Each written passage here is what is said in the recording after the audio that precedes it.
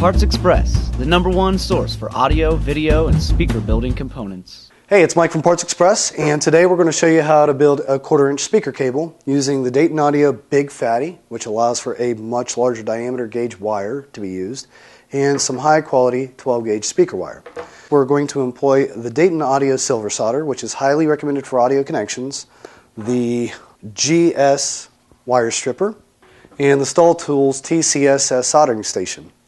I've already preset the soldering station to the proper temperature for the solder, which is 422 degrees Fahrenheit. So I've set this to about 430 degrees. Alright, so the first thing we're going to do is disassemble the 1/4-inch connector. We're going to set this aside, take this plastic sleeve off, set it aside as well. This is a really large 12-gauge wire because it has this extra insulation in the middle separating the two conductors. That could pose a problem. However, if you just take a razor blade, slice it down the middle, not too much of course, because you want the insulation to be intact on the back end of the connector. So get an idea of where that's going to occur and just come up about 1/4 of an inch. So now that I've done that, I just separate it a little bit, and I try to get an idea as to where my conductors are going to lie on the particular connector. In this case, the positive conductor is already marked clearly on the cable, as you can see by these little pluses. So I'm going to want that to hit the center pin on this connector. So it's going to have to be about that long. Now I don't want to strip off too much insulation, so what I'm going to do at this point is mark with my finger, come back with the razor blade, and make a mark in the insulation. That's going to be where I want to strip that particular conductor.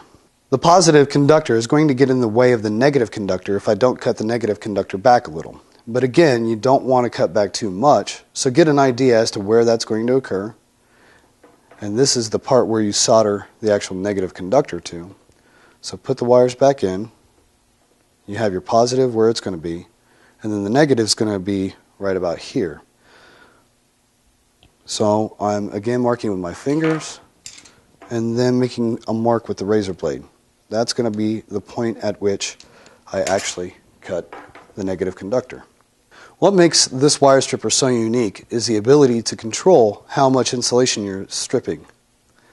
So what I've done is I've actually gone with the conductor in there, searched for my mark that I made with the razor blade, and then set the wire stripper for that precise amount of insulation to be stripped away. So now I've got my positive conductor stripped and ready to go. Next I have to figure out where I'm going to put that negative conductor and how much I want to strip off. So again, it's going to go right there, and I make another mark.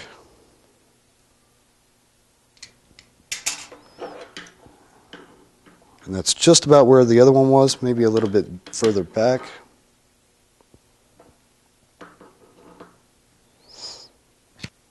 So now that we've got our conductors ready, we can actually begin to solder. But before that, pay attention and see how the conductors are insulated from one another. So there's no chance of these actually touching each other out and shorting it out, which would actually cause an amplifier to fail or just totally blow up.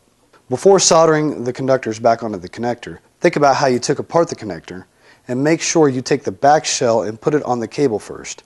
The last thing you want is to be finished and find out you left something off of the cable prior to connecting it and have to take it all the way apart just to do it again. Now, since we're working with wire that is relatively large with relation to this cable connector and assembly, I'm not going to use this plastic sleeve. This particular wire has more than enough insulation needed to keep these conductors separate, so that's not going to be needed. Before soldering, apply solder to the tip of the soldering iron to make sure that it's nice and shiny. This is called tinning the iron. Once you got a nice shiny appearance, you can apply solder to the conductor. And the reason I'm applying it to the conductor first is that we're going to be doing what's called sweat soldering, which means you're going to just have a side-by-side solder joint. So you want to make sure that the wire has plenty of solder on it, as well as the conductor on the connector. And that's going to be what it looks like when you get solder applied. Now what I'm going to do is apply solder to the connector and prepare it for a sweat solder joint.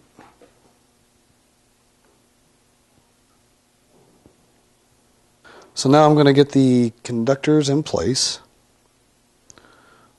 and make my final adjustments before I perform the sweat solder procedure. Alright, so now that I've got my positive conductor line up, I'm going to start by applying heat to both the wire and the connector at the same time. Basically what I'm looking for is solder to flow between the conductor and the connector. Once I see that, it indicates a good solder joint. Many times when I'm doing a sweat solder joint, I will feed extra solder in between the two surfaces just to try to facilitate a better heat transfer. Okay, this one is good. I pull on it, I don't see any give in the conductor or the connector, so then I move on to the ground or the negative. If you heat up the outside, it will get hot enough to transfer the solder to the actual conductor as well. Now that we've got the conductors soldered onto the connector, again I test to make sure that the wires are in place and that nothing is going to break free. So then I take the back sleeve and put it back on. That is the sound of victory right there. And there is a 12 gauge speaker cable. Now of course you always want to test your connections before moving on. And to do that we'll need a multimeter. In order to test this cable before moving on, what you would do is just get a trusted multimeter, set it to conductivity test, test the meter. So I'm going to take the meter, take one test lead, stick it into the positive conductor, and then touch the other to the tip of the 1/4 inch connector. And we have connection. The other thing you want to do is make sure that it's not shorted to the other conductor. And to do that, you just basically test for continuity to the opposite side, which in this case we're good. Again, what we do is we switch to the negative conductor and we test the sleeve of the connector. And then we test the tip. We want conductivity on the sleeve with the negative, not on the tip. If you have it on the tip, got to pull it all the way apart and start back over. Alright, so now that we have one end finished, we can prepare the other side for use with banana plugs, binding posts, push terminals, or another 1/4 inch connector such as a Dayton Fatty to make a true 1/4 inch speaker cable. So now you know how to save money making your own cables. And not only that, you are the one putting all of the components together, so at the same time that you're saving money by making your own cables, you're actually inspecting and using the highest quality components possible. So you can say that you are using the best cable out there. Over 15,000 products, free same-day shipping on most orders, 45-day no-hassle returns, and free tech support.